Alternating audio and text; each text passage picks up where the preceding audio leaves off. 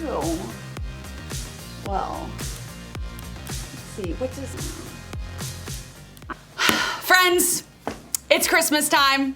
Is anybody else as excited as I am about the holiday season? I am so convinced that this Christmas will be the best Christmas ever. And that leads me to a question. What would make this Christmas your best Christmas ever? Think big. No financial limits, no restrictions, no Christmas dream is too big. In fact, I asked some of my friends this exact question. Check out what they said. So what would make this the best Christmas ever is if I got the opportunity to take my entire family, I'm talking about from my grandparents all the way down to my little nieces and nephews, all the way to Disney. But we took the entire park over, rented it for just ourselves for the entire day, and we got to ride every ride with just me and my family on Christmas Day. To not only spend all day watching the movie Elf, but to have Buddy the Elf come and hang out with me and my family all day long. If I got to take my wife Leslie on a magic carpet ride like Aladdin, a whole new world. Is if I could just hang out with my family, hang out with my friends, and that's it, and not have to be 6 feet apart.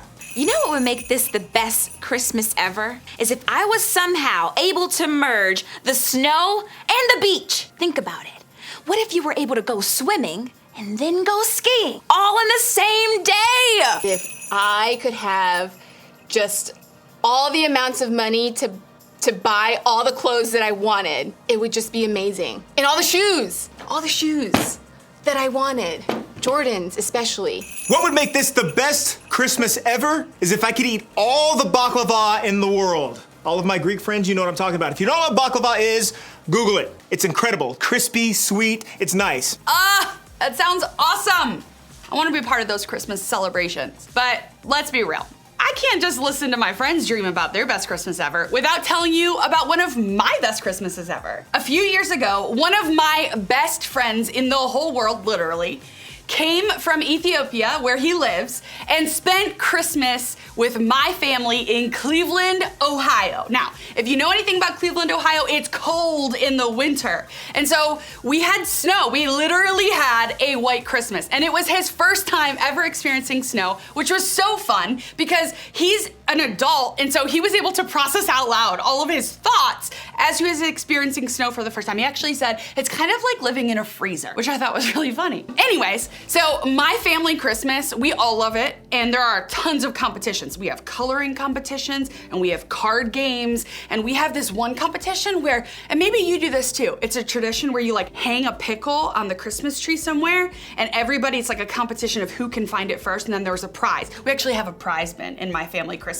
celebration, where every time you win something, you pick from the prize bin, you know, and there's like candles and socks and back to the Christmas tree. And so there's a pickle on it, and we're telling him, okay, you're gonna look for the pickle on the count of 3, whoever finds it first gets to win a prize. And he's like so excited. And the funniest thing is he leans over to my sister Megan and he taps her and he's like, Meg, what's a pickle? Which is so amazing because he's never had a pickle before. And so then we had to explain what the pickle was, which was so fun. And guess what?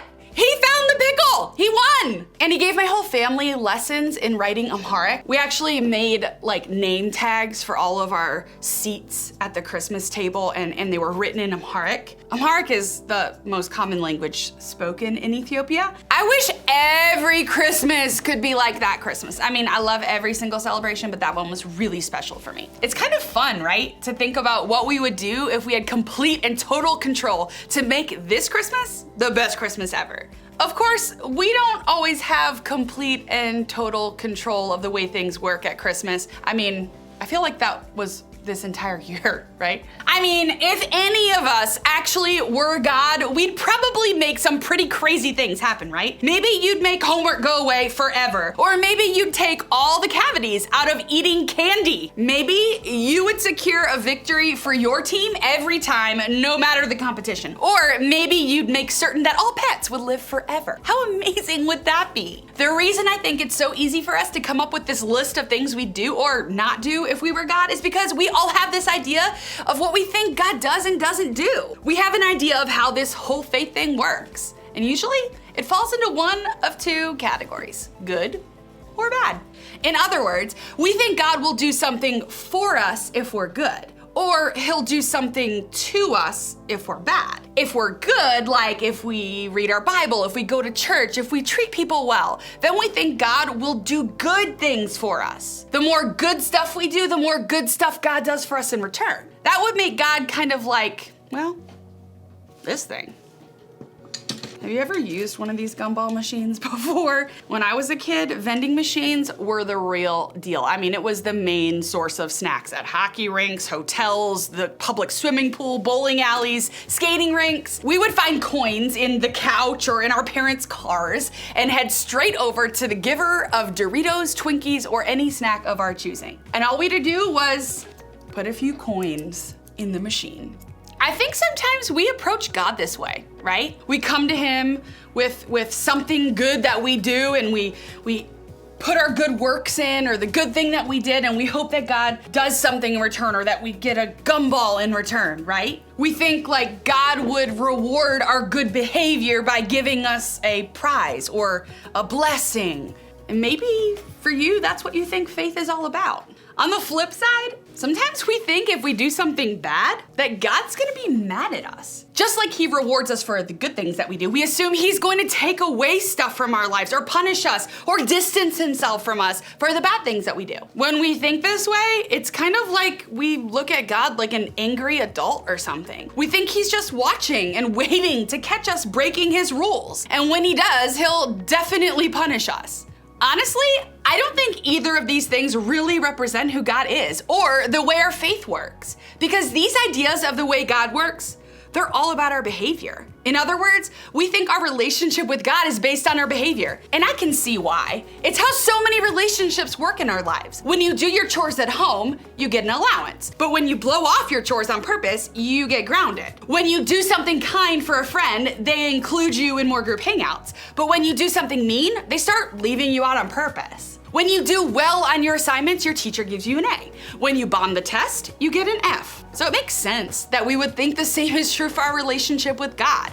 We think God came to help us or hurt us, and that's pretty much it. Now, I don't know about you, but that doesn't feel like much of anything to celebrate at Christmas. A God who's either for us or against us, depending on how we act. That doesn't sound like the makings of my best Christmas ever. So, what if there was more to it? What if our relationship with God was different than any other relationship in our whole life? What if God sent his son Jesus for more? And if you're asking that question, I did too at one point. And I want to talk today with you about where I found out more about why God sent Jesus. You see, there was this guy named Matthew, and he wrote down a lot of things a long time ago. And what he wrote down is found in the New Testament of the Bible, which is like the second half or end of the Bible. It's not really half. You see, Matthew lived and walked beside Jesus while he was on earth. So basically, we get to learn from a guy who actually knew Jesus in person, which is pretty cool. To start his book, Matthew gave us a pretty interesting look into how Jesus came into the world. Maybe you've heard this story before, or maybe it's brand new to you today. Either way, listen up because it's pretty epic. Matthew told us that two people, Joseph and Mary, were pledged to be married. That means they were engaged. During their engagement, an angel came down to Mary to tell her that she was pregnant and the child she was carrying was Jesus, the savior of the world. Now, Mary and Joseph, they weren't married yet, and to be pregnant and not married was a huge deal during this time. When Joseph found out about the baby, he planned to break it off with Mary. But he changed his mind after an angel came to him too. And what the angel told Joseph about the baby Mary was carrying can help us understand more about who God really is this Christmas. She will give birth to a son, and you are to give him the name Jesus, because he will save his people from their sins. All this took place to fulfill what the Lord had said through the prophet. The virgin will conceive and give birth to a son, and they will call him Emmanuel, which means God with us. Up to this point, people were looking for the Savior. They were looking for the one God had promised would come and save them from their sins.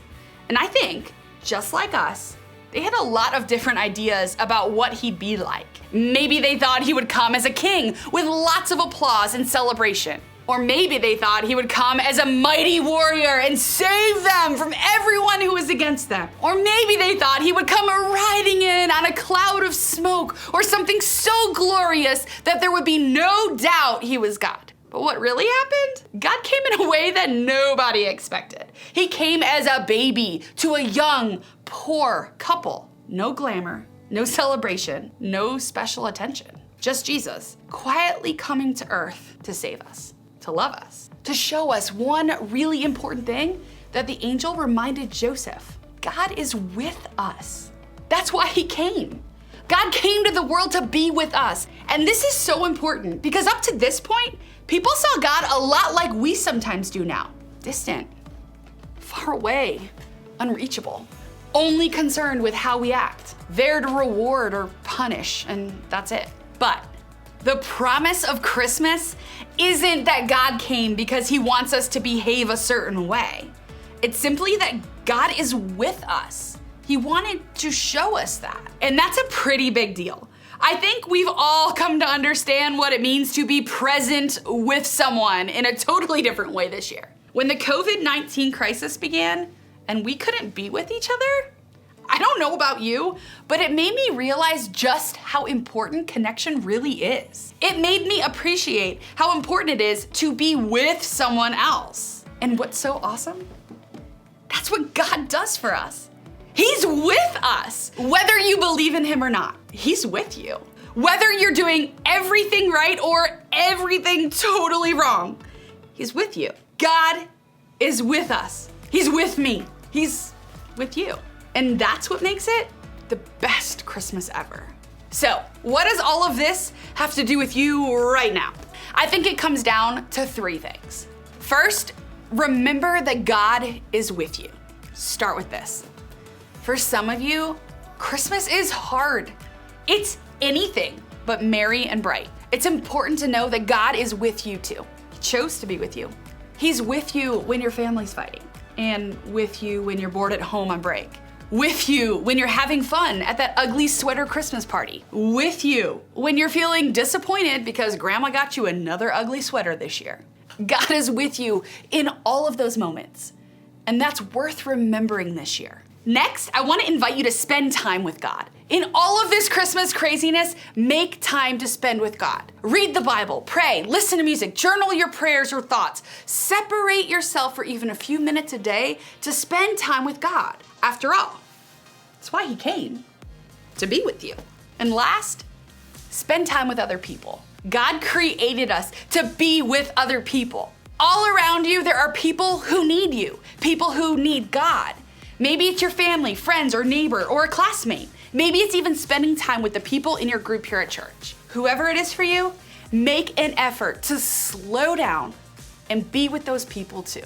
Share some of the season with them and help make their Christmas the best Christmas ever. Remember, God is with us. And this Christmas, I think that's the best news ever.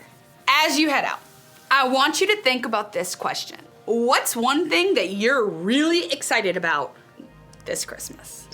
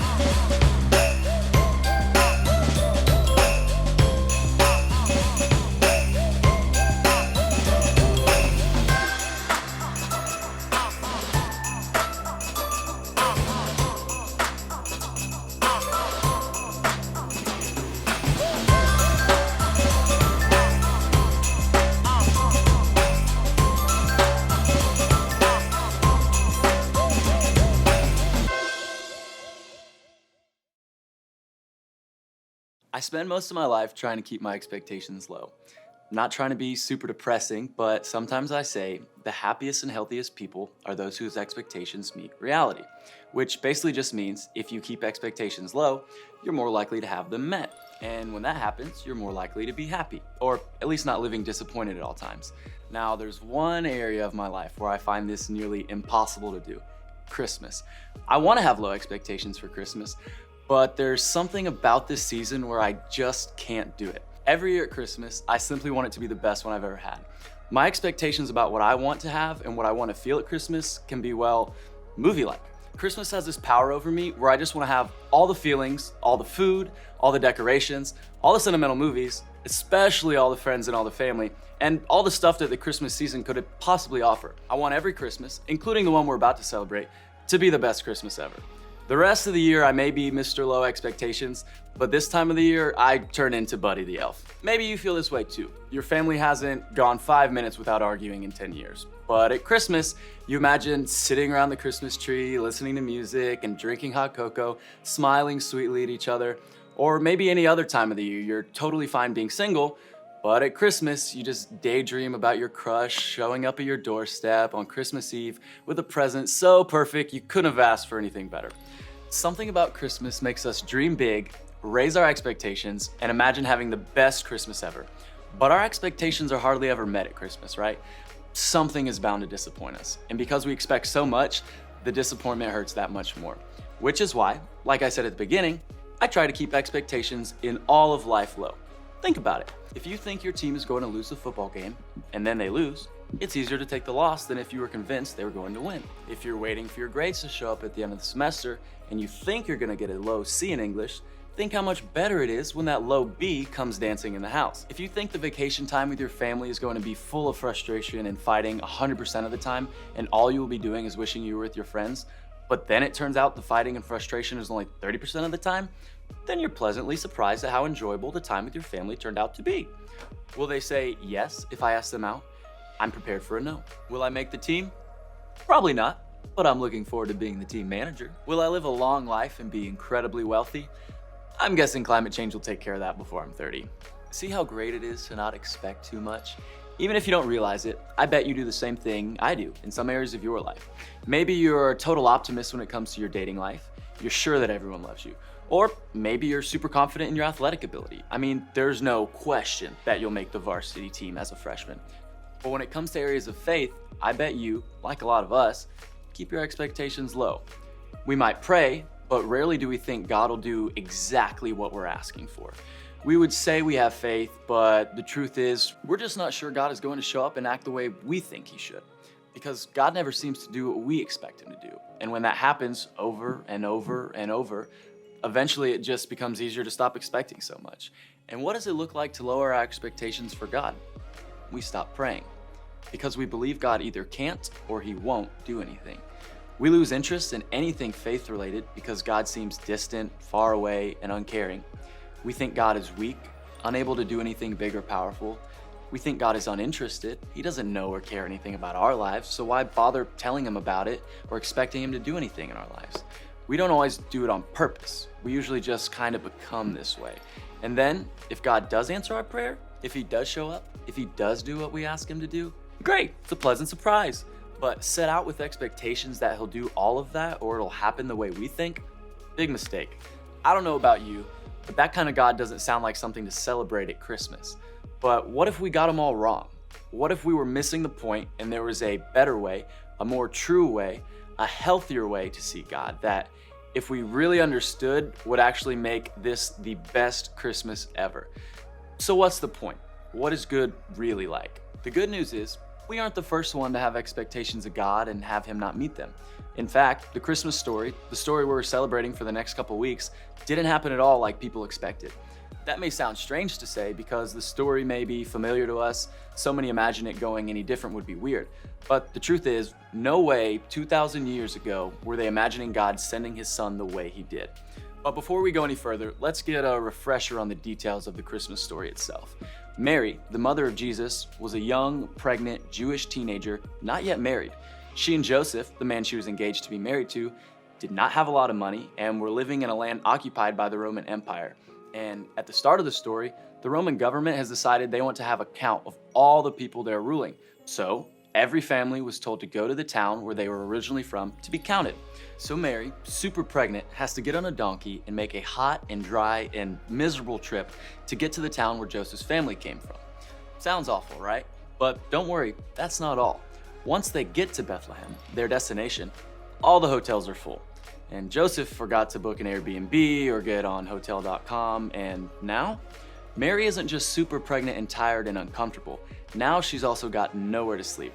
And then, just because there wasn't enough going wrong already, Mary goes into labor. As in, the baby is coming. Here, now, far away from their home, with no bed to sleep in or have a baby in.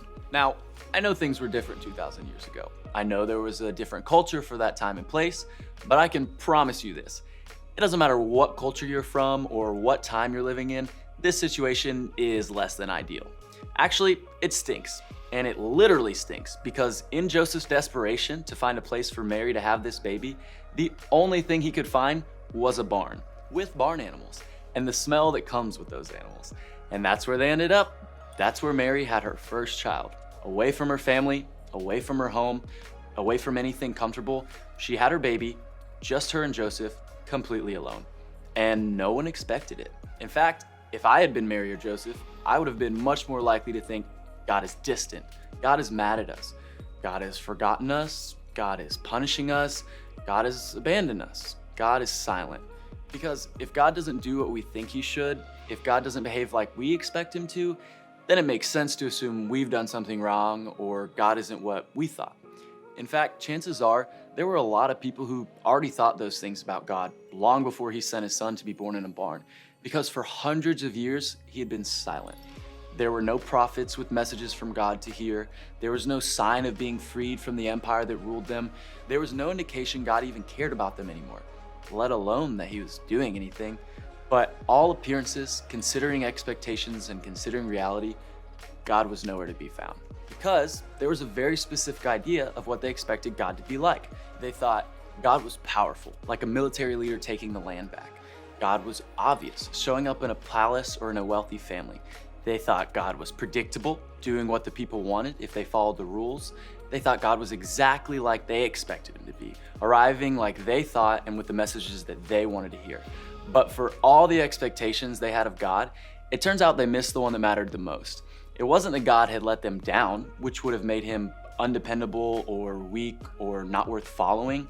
It was that they missed who he really was and expected something completely different than who God had always been. And who was God? What was God like? Well, an angel showed up to tell Joseph exactly what God was like, exactly what God was going to be like when he arrived. The angel said this: "She will give birth to a son, and you are to give him the name Jesus, because he will save his people from their sins." All this took place to fulfill what the Lord had said through the prophet. The virgin will conceive and give birth to a son, and they will call him Emmanuel, which means God with us. He was Emmanuel. He was God with them. He is not a God of reward and punishment. He is a God of presence. He is a God who is near. He is a God who comes alongside. He is a God who never leaves. He is a God who is with us. They expected warrior, ruler, punisher of enemies, king, someone to take charge, and they were disappointed because their expectations did not meet reality. But the truth is, they got something far better. They got a God who was with them, not in a palace, but in a barn. Meaning, he wasn't an out-of-reach ruler, he was an accessible and reachable God. God with them was an idea they didn't expect, but it was an idea that changed everything. God with us means no matter what, we are never alone. No matter our behavior, no matter our good days or bad days, no matter our family situation or financial status, no matter what we've done that we are proud of or embarrassed of, God is with us. Yesterday, today, and tomorrow. Started with Christmas, but it continues to be true because of Jesus' death on the cross, his resurrection, and his leaving the Holy Spirit to be with us forever. In other words, the Spirit of God lives in us as a reminder that we are never alone. When you think of God with us, it changes everything. It means no matter your reality, God is with you in it. Your family is dysfunctional. God is with you. Your dating life is non-existent. God is with you. You're failing geometry. God is with you. You didn't get the part you wanted in the play. God is with you. You're scared about what is happening in the world. God is with you. You are not in this alone. You aren't left to figure out life and the scary stuff and the annoying stuff and the stuff you worry about. You have God with you.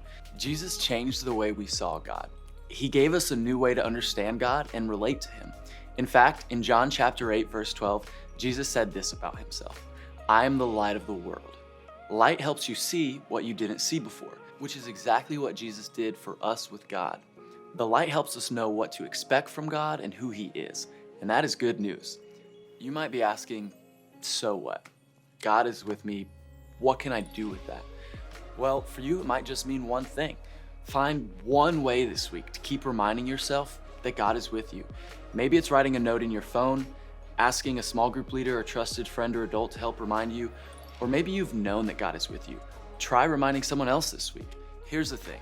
When you know God is with you and you know he's promised to never leave, it's far more difficult to be disappointed in God, because that is a promise he will never break. Christmas is the best time to take a second look at the way we see God, ourselves, and the people around us, and to let Jesus shine a light on an amazing promise, because that is a promise he will never break. Christmas is the best time to take a second look at the way we see God, ourselves, and the people around us, and to let Jesus shine a light on an amazing promise, that the God of the universe came down to earth to show you that he loves you, to show you that he cares about you, and to show you that he is with you.